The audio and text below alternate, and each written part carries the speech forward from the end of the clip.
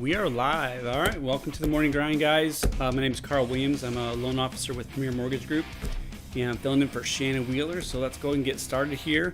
Let's take a second, go around the room, and just say, what are you thankful for? So let's go ahead, Josh. I'm thankful for Ed getting people to the site recently. All right. Oh, yeah. Thank you. Very good. Ed? I'm thankful to have a new guest in front of my face this morning. All right. Mr. Carl, the truth. Appreciate that. How about you, Allie? I am thankful I have a showing today. All right. Very good. Very good. Well, today's topic is going to be worth doing poorly. So, really quickly, do you guys listen to podcasts at all? You guys a podcast group, all right? Ones that you religiously listen to, yes or no? Kind of like bounce around. Joe Rogan, all right. So I found a couple that I've been listening to probably for about 7 to 8 months that, you get to one and you can respect the person who's doing the podcast. And at the end of every podcast, this guy says this phrase, and it's actually a quote from, G.K. Chesterton. It says, anything worth doing is worth doing badly. Now he rephrases that and says, anything worth doing is worth doing poorly. Now, as a self-proclaimed perfectionist, the first time I heard that, I was like, that's the dumbest thing I could ever hear. Like, there's no way. If I'm going to do something, I do not want to do it poorly. But there's a little bit of some meat behind what he was talking about with that. So I thought we could unpack that for a second. So first, let me ask you this question. How do we define something that's worth doing? How would you define that?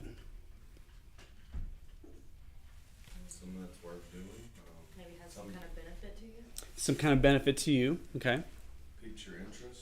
Piques your interest. Yeah, I'll probably say something you're interested in doing. Okay. Let's break this down to something that's very practical. Is changing a child's diaper worth doing?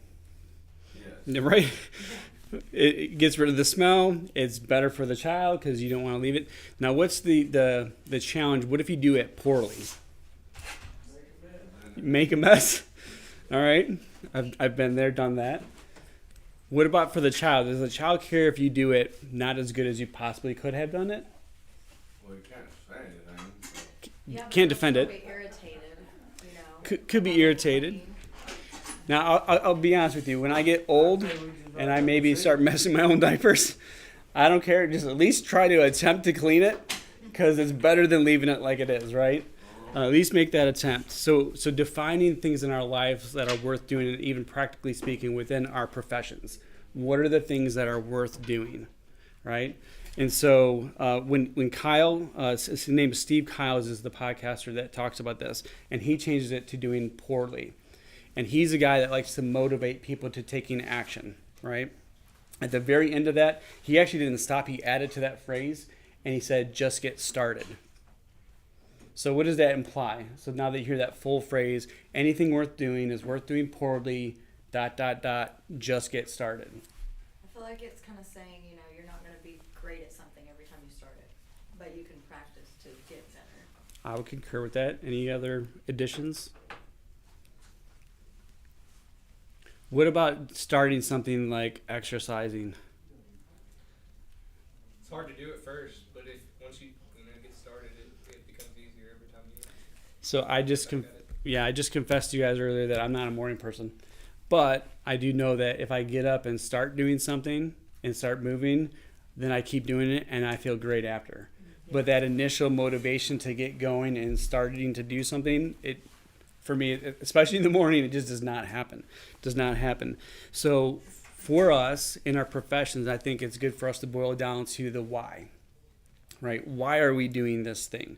Because there's a lot of things that we end up doing in our careers, in our workplaces that we don't love necessarily. So for me, and I'm going to ask you guys to maybe chirp in on this, but I'll give you kind of an example.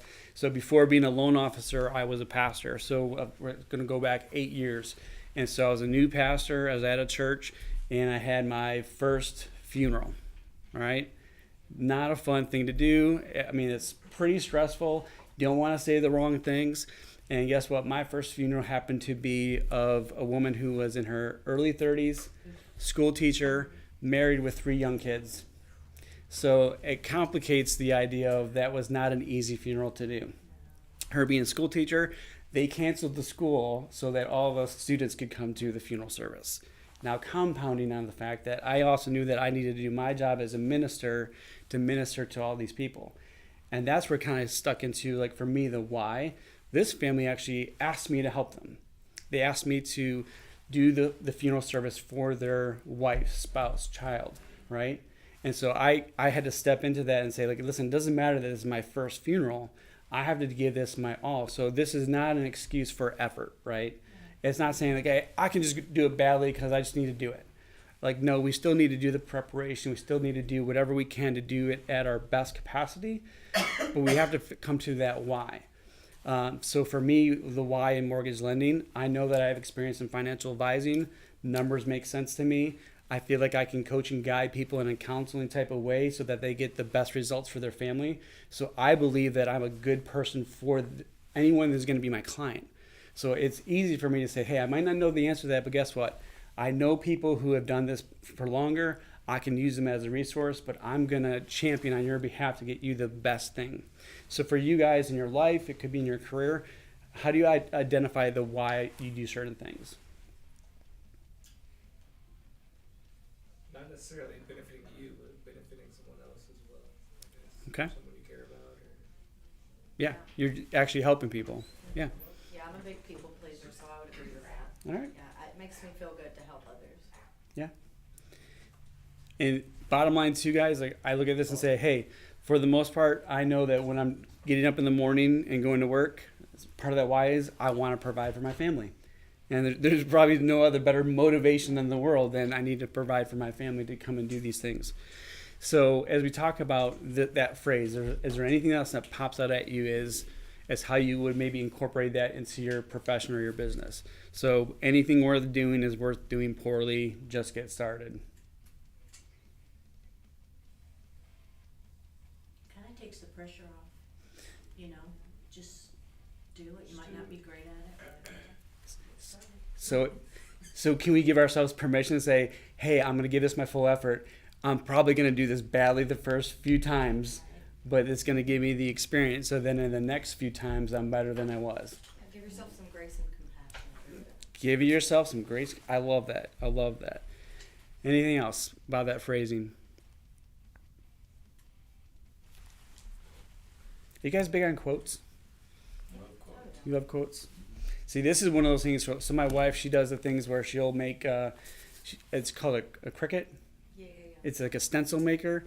And she'll make these things and say, honey, go make me a piece of wood that'll fit this sign. So I make her a piece of wood and we paint and do all this stuff.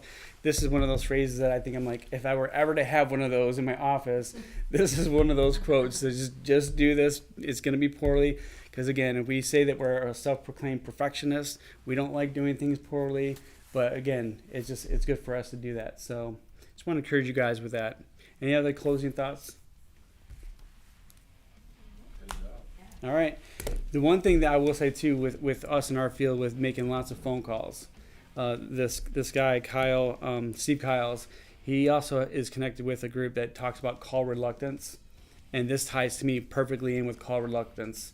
Just get started, just get going, just do it. When I make a phone call with somebody that's maybe not the most ideal phone call, but you know what? I got to do it because I'm going to service my clients, and that's it. All right. Well, guys, thanks for having me. Hey, Van, take us out.